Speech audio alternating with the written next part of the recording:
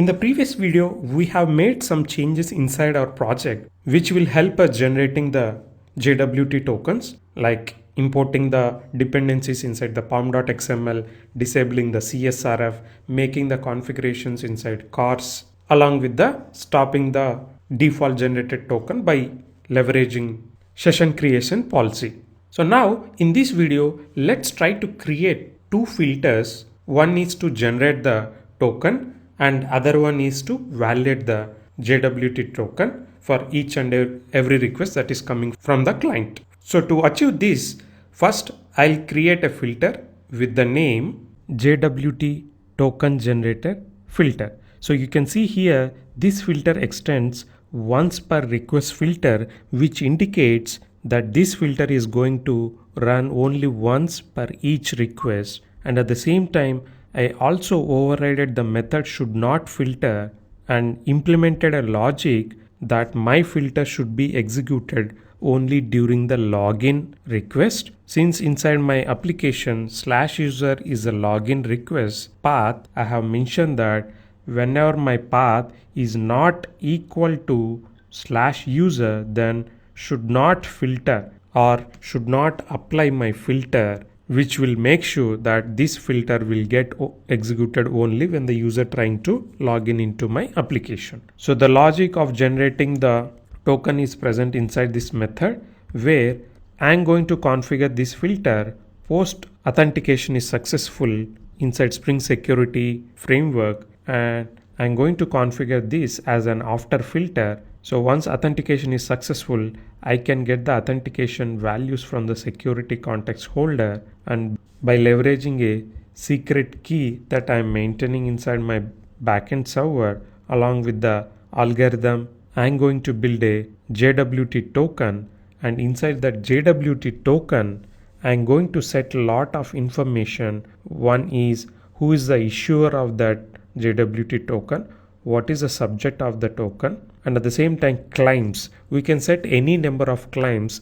Claim is a value that goes inside your payload, and these are the information that you want to share to the other people or you want to store for yourself for future reference. So one value that I'm going to put inside my token is the username, which I'll get based upon the authentication object, and the other one is what are the authorities of the logged in user. Post that I'm also going to set what is the issued at a time for the token, and we can also set an expiration of that token. To make it simple, I'm going to give a smaller milliseconds value. So 30,000 milliseconds means this token will expire within 30 seconds, and you can see the JWT beauty. While validating the token, JWT will make sure that if the token is expires, it will throw an error to the user. So lastly, we have to sign it with the key based upon our algorithm and secret key.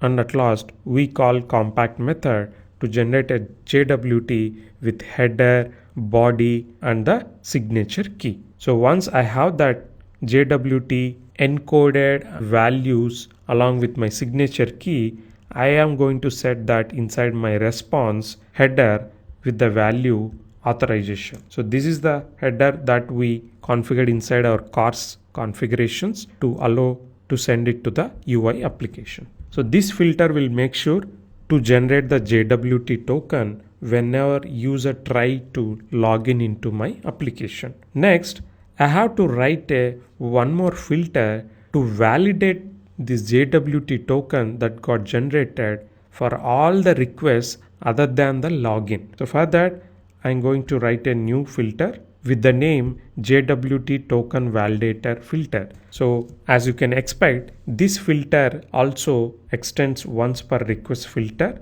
and I'm going to configure this filter as a before authorization and authentication, because since already authentication is happened, we have to make sure if the token is compromised, we need to invalidate the request and send a error to the UI application. So the logic here you can see, I also have implemented should not filter, which indicates that this filter should not be applied for the login request, which is /user, but for all other paths this filter has to be applied. When this filter is getting executed, our UI application has to send the token value inside the request header with the same name authorization. So I'm going to populate that value from my header.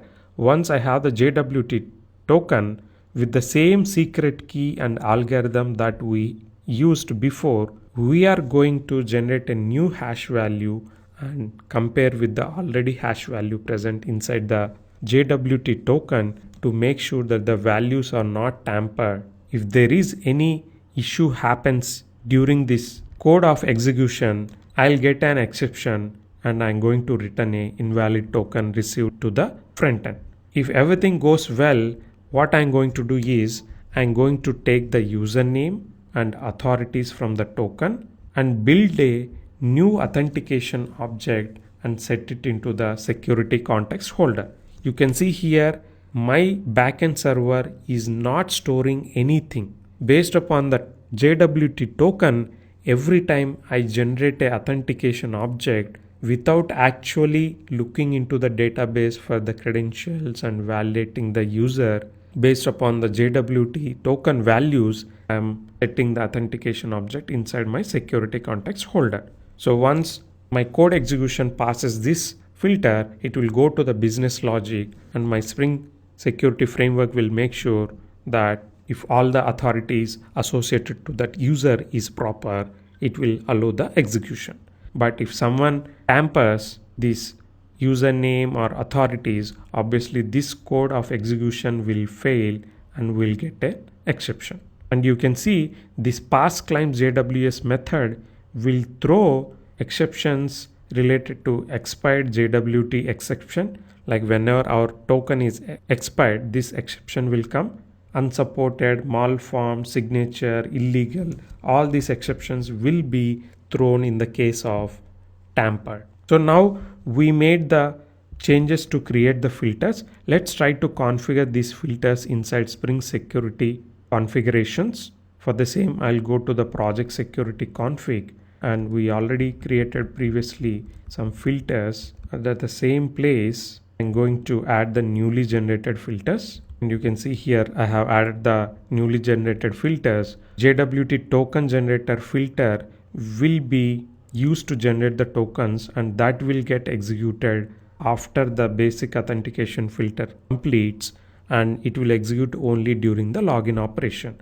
And similarly, JWT token validator filter will execute before the authentication for each request other than the login to make sure the token validation is successful or not. So now we have made all the required changes on the backend, but on the front end also we have to capture this authentication header value, and we need to make sure that every request that is coming to the backend has to have that value present inside the header. To achieve the same, let's try to make some changes on the client side code also to send the authorization JWT token as part of the header inside request every time my client application is making a request to the backend. Thank you and see you in the next video. Bye.